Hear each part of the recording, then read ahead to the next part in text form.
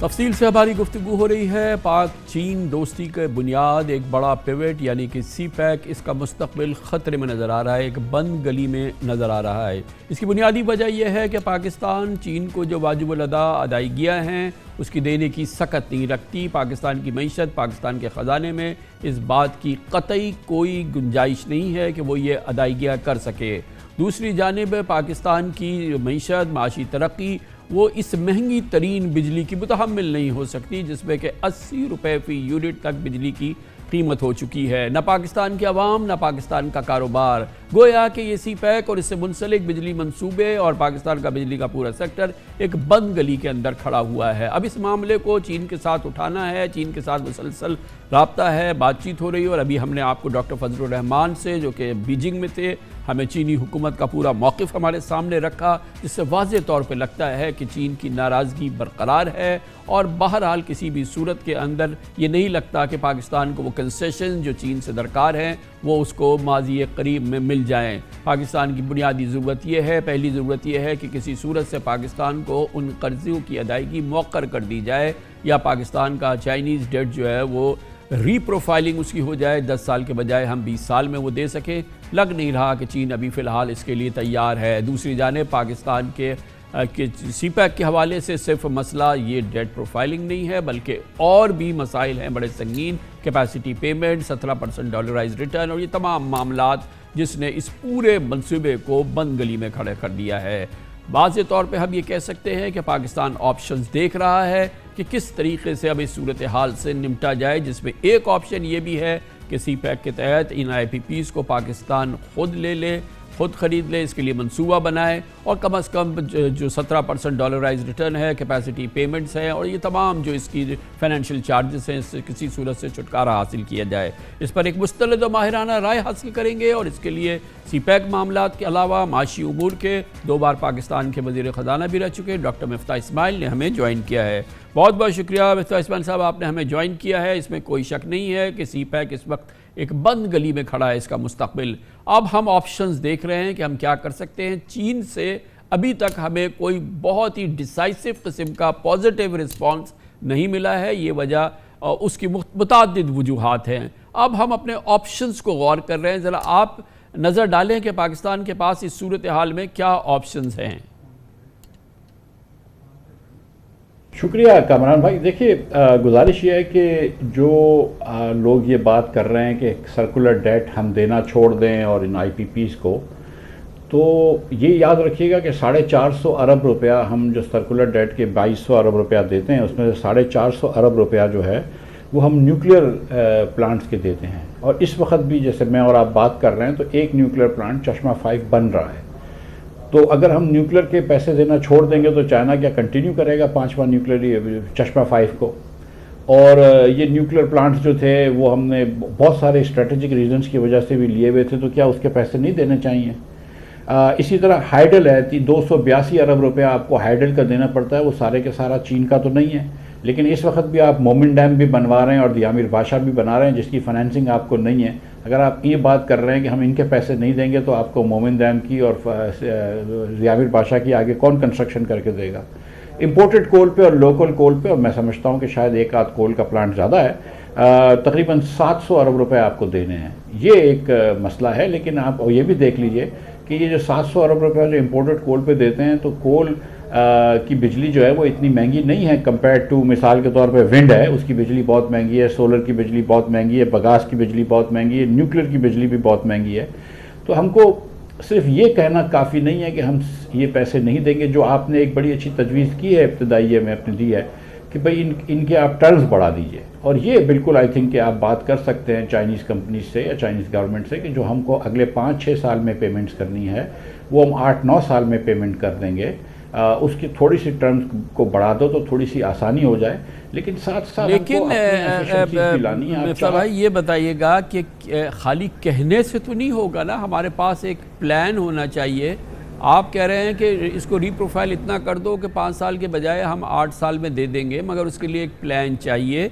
ये भी फरमाइए कि क्या ये कोई प्लान ऐसा हो सकता है जो कि हम 17% कम अज़ कम डॉलराइज रिटर्न भी देते रहे, कैपेसिटी पेमेंट्स भी देते रहे, 4.5% प्लस लाइबोर इंटरेस्ट पेमेंट भी करते रहें, ये कहाँ से करेंगे, कैसे करेंगे? वो भी खाली कहने से तो मसला हल नहीं होने वाला ना सर। इसको हमने बहरहाल एक चाइनीज़ भी बोलेंगे कि वर्केबल प्लान लाओ, और क्या अगर आप हों तो क्या आप वर्केबल प्लान जो है वो आप डूएबल दे सकते हैं? और ये जो पाकिस्तान की मईशत पे 70 रुपये और 80 रुपये की 70 रुपये यूनिट की जो बिजली है, ये आवाम और ये कारोबार जो है, क्या ये मुसलसल सह सकता है? सर देखें कमरान भाई, इससे पहले कि हम चाइनीज़ को जाके कहें कि हम आपके पैसे नहीं देंगे, तो हमको थोड़ी सी अपनी गलतियां भी सुधारनी चाहिए ना। इस वक्त भी जो है वो आप 4 से 5 रुपया खर्च कर रहे हैं पर यूनिट बिजली की तरसील और तकसीम में, सिर्फ एम्प्लॉय कॉस्ट। मैं ये नहीं कह रहा हूँ जो चोरी हो गई, जो बिजली लाइन लॉस हो गई, मैं उसकी बात नहीं कर रहा हूँ। जो आपके CPPA का डिस्कोस के जो एम्प्लॉयज़ हैं वो आपको 4 से 5 रुपये कॉस्ट कर रहे हैं। ये भी बहुत ज़्यादा है मेरे ख्याल से। उसके बाद ये कि हम गलतियों पर गलतियाँ करते जा रहे थे हमने, तो वो भी चाइनीज़ का कसूर नहीं है, ये हमारी पॉलिसी का सुकुम है ना कि हम 30,000 मेगावाट 32,000 मेगावाट की समर में डिमांड होती है और सिर्फ 10,000 मेगावाट की विंटर में डिमांड होती है, जिसकी वजह से ये हो रहा है। ये हमारी पॉलिसी का सुकुम है ना कि आज भी सिंध के अंदर जो विंड पावर लगा है वो आपको सिफर में बिजली दे रहा है, लेकिन आप उससे ले नहीं पा रहे क्योंकि आपके पास ट्रांसमिशन केबल नहीं है। ये चाइनीज़ का कसूर तो नहीं है ना, ये किसी और का कसूर तो नहीं है, ये तो मेरा और आपका और मेरे मुल्क का कसूर है ना, हमारे पॉलिसी मेकर्स का कसूर है, हमारी इंतजामिया का कसूर है। बिल्कुल है, ये नहीं देखा। देखिए ये तो बिल्कुल है, मगर हमारे पास तो अब टाइम नहीं है ना। अब तो ये बिल्कुल पहले वो डेफर तो हो और उसके बाद की बात हो सकती। दूसरी चीज़ एक और बड़ी क्रिटिकल बात है जो उनके लिए सबसे इम्पॉर्टेंट है, वो ये कि जी के चाइनीज़ सिक्योरिटी, चाइनीज़ सिटीजन्स की ऑब्वियसली हमारी अव्वलीन जिम्मेदारी है, मगर हम तो एक जंग लड़ रहे हैं ना दहशत गर्दी की, और उसकी एक वजह ये CPEC और चीन से हमारे ताल्लुक़ भी हैं। हमारे सारे जो इस मामले के माहिरीन हैं वो अच्छी तरह से जानते हैं कि ये जो बोझ हम पर आ रहा है या जो लड़ाई हमसे हो रही है वो इस वजह से भी है कि हम चीन के एक बड़े इत्तेहादी हैं। अब इसकी हवाले से जो दहशत गर्दी हो रही है और उसमें कोई चीनी भी बेचारा हमारे फ़ौजी शहीद हो रहे हैं हर रोज़, तो वो भी उसको किसी को खुदा ना खास्ता एक बार फिर कुछ हो गया तो फिर ये एक कितना बड़ा हमारे लिए एक मुसीबत खड़ी हो जाएगी, क्योंकि अब चीन इस मामले में तो किसी कॉम्प्रोमाइज़ के लिए तैयार नहीं है, और सही है नहीं है। लेकिन हम देखें ना 50,000 लोग लगा चुके हैं, 50 करोड़ रुपए पर हफ्ता इस सिक्योरिटी पे खर्च कर रहे हैं। ये ओवरऑल ये पूरा जो गैम्बिट है ये हमारा पूरा CPEC और इससे रिलेटेड, ये हम अफोर्ड ही नहीं कर पा रहे सर, कहने को कह दें। सर गुजारिश ये है कि ये तो चाइनीज़ का मैं ये समझता हूँ कि एक बड़ा लॉन्ग टर्म पर्सपेक्टिव था और कुछ मतलब ये कि बड़ा इनलाइटेंड पर्सपेक्टिव था, वरना आपने देखा कि 9/11 के बाद सारी वेस्टर्न कंट्रीज़ जो है वो अपने हर लोगों को बुला लिया था बाहर।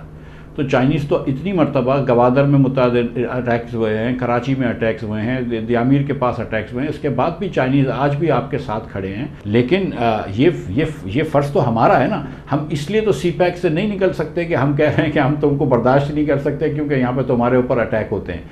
आपने अगर चाइनीज़ के पास जाना है तो बिल्कुल आपकी बात दुरुस्त है कि एक प्लान लेके जाएँ कि देखो तुम्हारे पैसे हम तुमको देंगे, 8 साल में नहीं दे सकेंगे, 15 साल में दे देंगे। ये बात आप कर सकते हैं। आप उनसे कंसेशनल इंटरेस्ट रेट तो उन्होंने पहले दिया हुआ है, आप मज़ीद कंसेशनल इंटरेस्ट रेट की बात करें।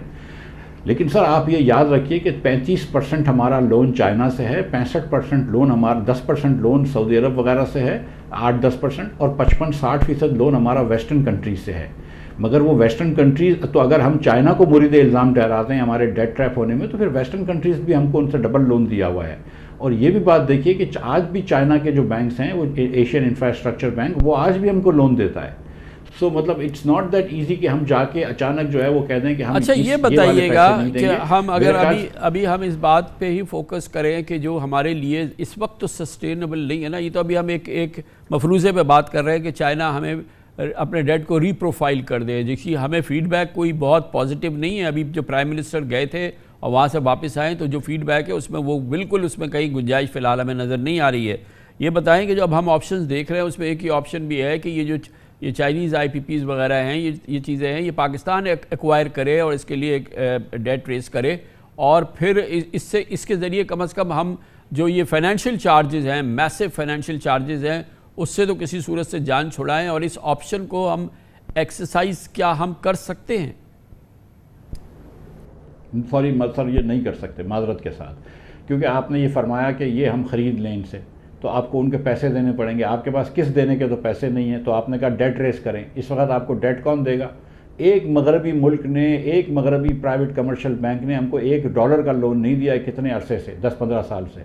अगर आपको किसी ने लोन दिया है इस दौरान किसी कमर्शियल बैंक ने, तो चाइनीज़ कमर्शियल बैंक्स ने दिया है, या आपको मिडल ईस्टर्न बैंक्स ने लोन दिया है। अब मिडल ईस्टर्न बैंकों ने भी लोन वापस ले लिए हैं। तो सच्ची बात यह है कि माँ सिवाय इसके कि अगर हम किसी को कहें, सऊदी अरब को या UAE को या कोई और, कि आप आके चाइनीज़ प्लांट्स खरीद लें, और ये भी मुमकिन है कि हो सकता है कि हम कोई या पाकिस्तानी जो साहिब हैसियत लोग हैं उनका कोई कंसोर्शियम ख़रीद ले, उनको अगर कोई फॉरेन डेट ले और बहुत सारी चीज़ें उसके सामने हमने प्लेज करवानी होंगी, तो हम कुछ ले सकते हैं। लेकिन हुकूमत पाकिस्तान इस वक्त अगर बॉन्ड शॉन्ड अगर निकालेगा, तो इतने पैसों का बॉन्ड हम नहीं निकाल सकते, 15-20 बिलियन डॉलर्स का, कि जो हम जिससे वसाइल से हम ये ख़रीद सकते हैं। बहुत शुक्रिया डॉक्टर मिफ्ता इस्माइल हमारे साथ मौजूद थे। कमर्शियल ब्रेक जो हमने किया है उसमें सबसे इंपॉर्टेंट बात यह है कि हम टैक्स नहीं देते। हमारा टैक्स टू GDP रेशियो दुनिया में कम तरीन और 9-9.5% के करीब है। दुकानदार तो देते ही नहीं है, अब उन पर बोझा है। अब पूरी कोशिश की जा रही है कि तमाम दुकानदार, वो रिटेलर्स जो हैं, वो टैक्स नेट के अंदर आ जाएं, और इस पर मुज़ाहमत भी हो रही है, कुछ अच्छी डेवलपमेंट भी हो रही है। ये भी बहुत अहम मौजू है हमारी मईशत को अपने पैरों पर खड़ा करने का। इस पर आज तफसील से बात करेंगे छोटे से वक्फे के बाद।